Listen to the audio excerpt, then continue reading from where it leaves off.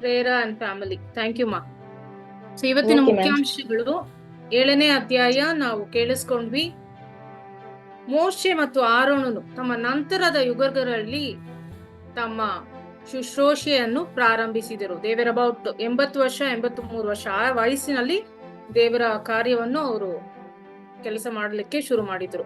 ಫರೋಹನು ಹೇಳುವುದಿಲ್ಲ ಎಂದು ದೇವರಿಗೆ ತಿಳಿದಿತ್ತು. ಆದರೂ ಸಹ ದೇವರು ಮೋಶೆ ಮತ್ತು ಆರೋನನಿಗೆ ಫರೋಹನ ಬಳಿಗೆ ಹಿಂದಿರುಗಿ ಇಸ್ರಾಯೇಲರು ತನ್ನ ದೇಶದಿಂದ ಹೊರಹೋಗುವಂತೆ ಒತ್ತಾಯಿಸುವಂತೆ ಹೇಳಿದರು. ತಾನು ಸತ್ಯ ದೇವರು ಮತ್ತು ಆರಾಧನೆಗೆ ಅರ್ಹನೆಂದು ಸಾಬೀತುಪಡಿಸಲು ದೇವರು ಐಗುಪ್ತದಲ್ಲಿ ಅನೇಕ ಅದ್ಭುತಗಳನ್ನು ತೋರಿಸಲು ಯೋಚಿಸಿದರು. ದೇವರು ತಮ್ಮ ಮಹಾ ನ್ಯಾಯತೀರ್ಪನ್ನು ಮುಗಿಸಿದೆ. ನಂತರ ಫರೋಹನು ಪಶ್ಚಾತ್ತಾಪ ಪಟ್ಟು ಇಸ್ರಾಯೇಲರನ್ನು ಬಿಡುಗಡೆ ಮಾಡುವವನು. ದೇವರು ಫರೋಹನ ಹೃದಯವನ್ನು ಗಟ್ಟಿಗೊಳಿಸಿದರು. ಎಲ್ಲ ಅಧ್ಯಾಯಗಳಲ್ಲೂ ನಾವು ಕೇಳಿಸ್ಕೊಂಡ್ವಿ.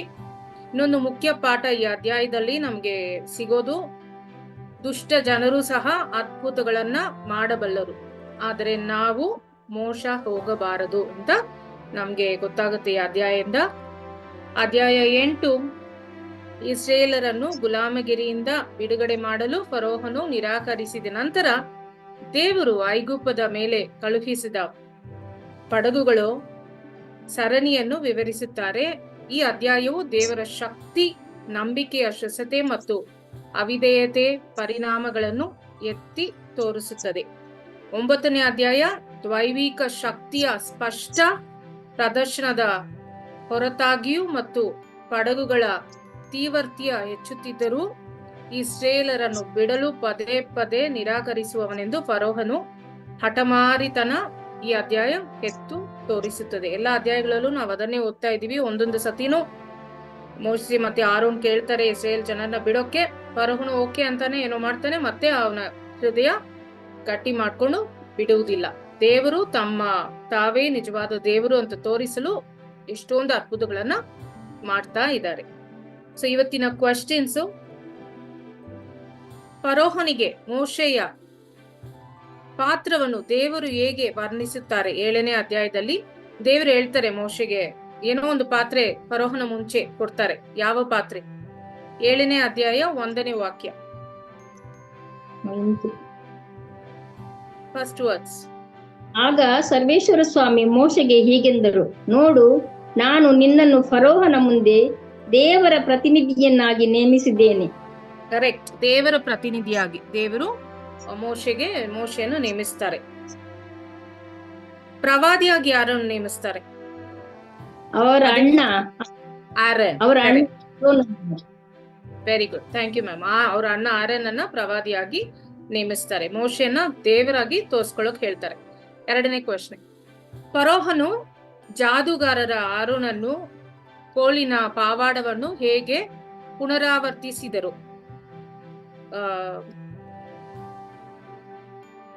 7ನೇ ಅಧ್ಯಾಯ. ಆರೋನನು ತನ್ನ ಕೋಲನ್ನು ನೆಲದ ಮೇಲೆ ಬಿಸಾಡಿದಾಗ ಒಂದು ದೊಡ್ಡ ಸರ್ಪವಾಯಿತು. ಹೇಗೆ ಅವ್ರು ಮಾಡ್ತಾ ಇದ್ರು? ಹೇಗೆ ಅವರು ಸರ್ಪ?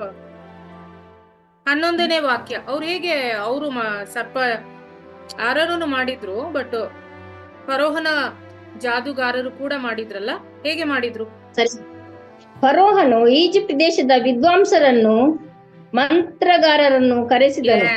ಮಂತ್ರದಿಂದ, ಅವರು ಮಂತ್ರ ಶಕ್ತಿಗಳಿಂದ ಅವರು ಸಹ ಸೀಕ್ರೆಟ್ ಆರ್ಟ್ಸ್, ಅವರು ಸಹ ಮ್ಯಾಜಿಕ್ ನ ಪರ್ಫಾರ್ಮ್ ಮಾಡಿದ್ರು. ಕರೆಕ್ಟ್, ಅದೇ ನಾನು ಹೇಳ್ದೆ, ದುಷ್ಟ ಜನರು ಕೂಡ ಅದ್ಭುತಗಳನ್ನು ಮಾಡಬಲ್ಲರು, ನಾವು ಮೋಸ ಹೋಗಬಾರದು ಅಂತ. ಓಕೆ, ರಕ್ತದ ಪ್ಲೇಗ್ ಸಮಯದಲ್ಲಿ ಈಜಿಪ್ಟ್ನವರಿಗೆ ಕುಡಿಯುವ ನೀರು ಹೇಗೆ ಸಿಕ್ಕಿತು? ರಿವರ್ ಪೂರ್ತಿ ರಕ್ತ ಆಗಿತ್ತಲ್ಲ. ಸೊ ಆಗ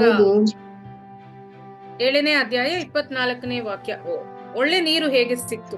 ಏನ್ ಮಾಡಿದ್ರು ಅವರು ನೀರು ಸಿಗ್ಲಿಕ್ಕೆ?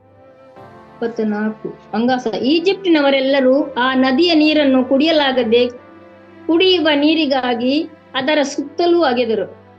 Correct, they went around and digged and got water. Thank you. ರಕ್ತ ಪ್ಲೇಕ್ ಏನನ್ನು ಸಂಕೇತಿಸುತ್ತದೆ? ರಕ್ತದ ಪ್ಲೇಕು ಏನೋ ಒಂದು ತೋರಿಸ್ಕೊಡುತ್ತದೆ 7ನೇ ಅಧ್ಯಾಯದಲ್ಲಿ.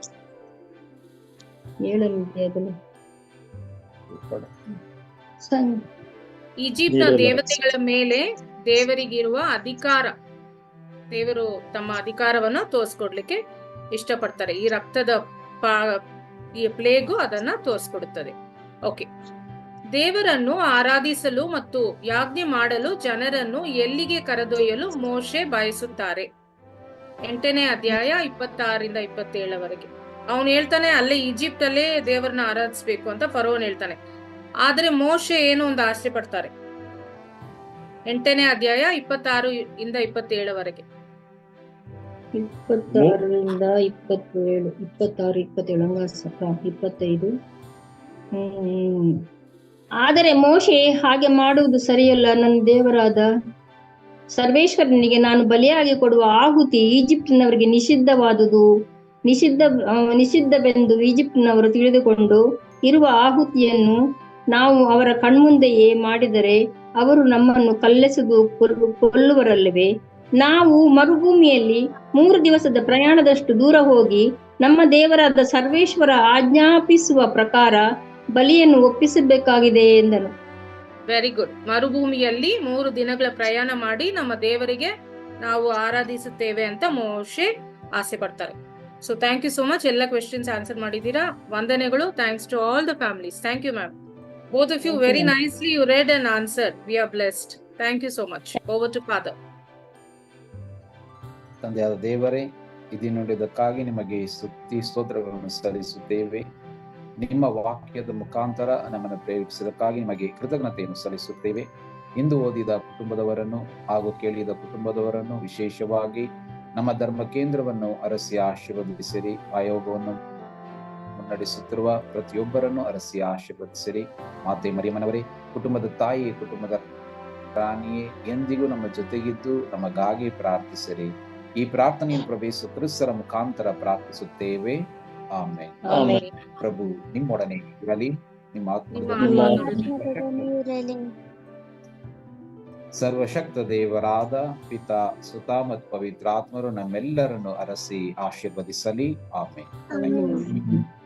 Thank you, Father. Thanks to all the families. Good night. God bless. Good night.